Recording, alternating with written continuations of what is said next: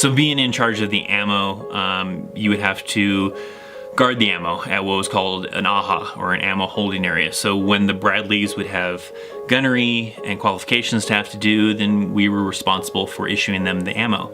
So we would have to set up this ammo holding area out there at the field sites and guard it overnight, 24 hours, and issue ammo when they would come through to need ammo to go utilize for qualification.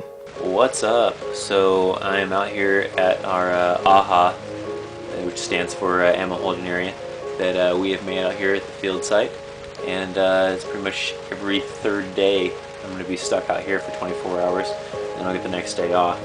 But this is the tent right here that we're inside of right now, and this is kind of where we hang out, and I designed how I wanted the AHA since I'm pretty much in charge of it. But it basically makes it where right here is the entranceway, and anybody really to get into the ammo holding area has to come through this door to get in, and then back this way is where the ammo's at and stuff. And then the whole thing's got a concertina wire, which is kind of like razor wire, double strand all the way across, all the way around. It was just usually me and another soldier just hanging out, guarding the ammo and issuing when need be, and you're just inside this small little tent with maybe a little bit of entertainment, whatever you brought, but for the most part you're just kind of, you know, talking to each other, making conversation, trying not to go nuts. Chadillac's back from the chow hall, and he scored some grub. What do we got, Chad? We have a delicious meal. We have salad with red hot sauce. You got a little salad right there? Woo! Look at this. Little chicken steak. Chicken. Got me a Dr. Pepper. They had Dr. Peppers there? Yeah. Like in the chow hall? No. Oh, where the hell did you get the Dr. Got Pepper Reese from? Pieces, like muffins and more Reese Pieces. Where'd you get the Dr. Pepper from? Was this some guy like bum on the corner and just handing them out? They got a soda machine. Oh. Shit. Woo! Now I'll tear down. Is it? I'm so scared. Dude, there's a tornado coming. I'm scared. Oh, what do we do? Was it hail or was it rain? It was rain. Alright, no debris yet. Still surviving. And they would rotate to be a 24-hour thing, and then somebody else would relieve you the next day. We survived the storm. We're still alive. Now we got like crazy mud to get through. Having duty over the weekends was horrible, but it happened. Either you'd have sometimes CQ duty, and in this case, you know, getting stuck with having to do ammo guard over the weekend. I don't even remember why I ended up having to do it. I don't think I was originally supposed to be doing it, but for some reason I think I ended up having to go out there. I don't know. Maybe I just miscalculated. I don't know. Remember how in that last clip I said that let's go ahead and cut to the weekend? Guess what? It's the weekend. Look where I'm at.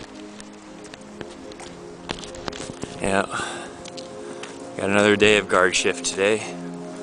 And but hey, I get tomorrow off, which is Sunday, which I would have got off anyways. But that's the way it goes. Hopefully it won't be too busy being a Saturday. But not sure how many people will be actually firing their tanks and whatnots today. Hopefully it'll be a real laid back day and won't be too bad. Sunday. A couple more hours and I get the hell up out of here and probably get a little bit of sleep because it's kind of hard to sleep out here. We got tanks showing up quite a bit during the night, so majority of the night was taking care of them. But I got a little bit of sleep. Still pretty tired though, and it didn't get actually cold this time until around say 3 in the morning. It started getting really cold.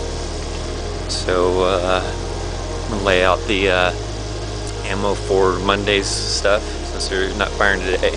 I come back out here Monday, but I'm gonna lay the stuff out for Mondays, and soon, a couple hours, maybe an hour after that, get relieved and go home.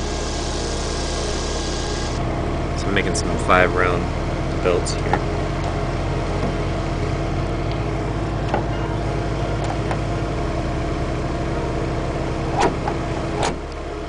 Units usually will have to, you know, periodically, so often have to go out and conduct training, and you'll spend about 2 weeks or so, 1 week, whatever the case might be, out in the field doing training as if you're out in combat.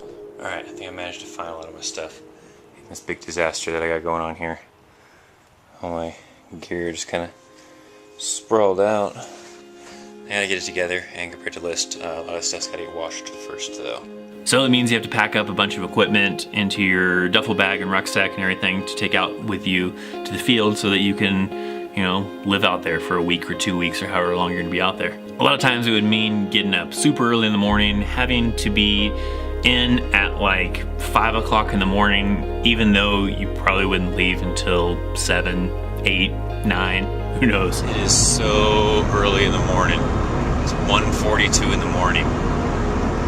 This sucks. I'm gonna be drained before the end of the day. I mean, we're going over there, we got formation at like 2:30, and then we're gonna get our weapons to take out there in the field with us, and then we'll head over to our vehicles and the motor pool, get ready for all that, and then I still don't think we're leaving like until like 6 or something like that. I don't know. It's horrible.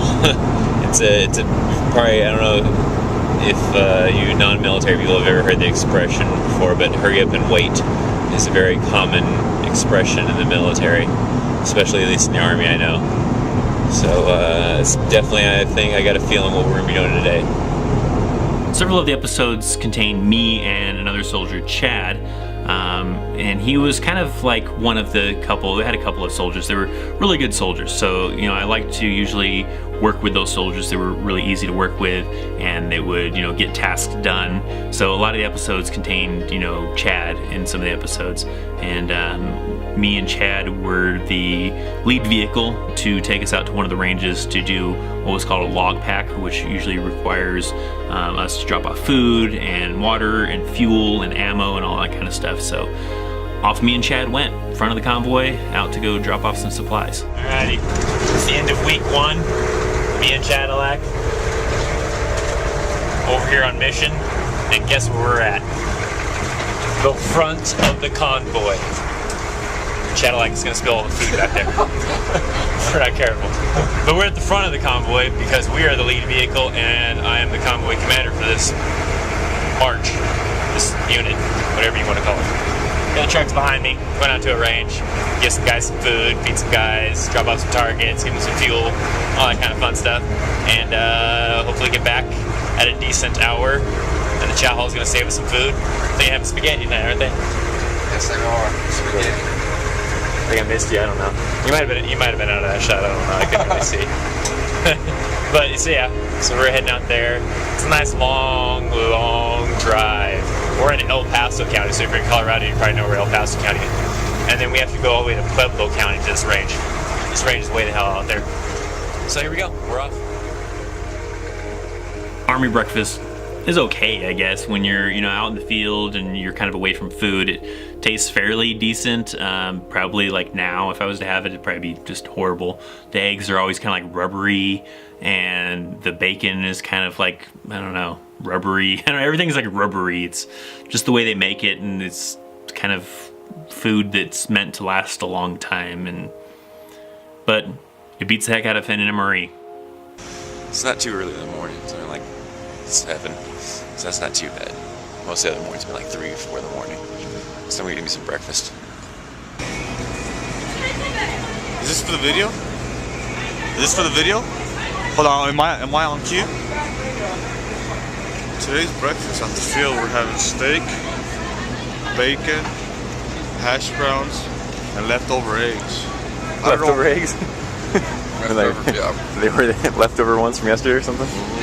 Rosas was another one of those soldiers that I liked, you know, taking with me for missions and doing stuff, because he was comical, he was funny, and he was also, you know, really hard worker. So a lot of times you see several times in the episodes where I'd either be with Chad or I'd be with Rosas. Most of the time it seemed like.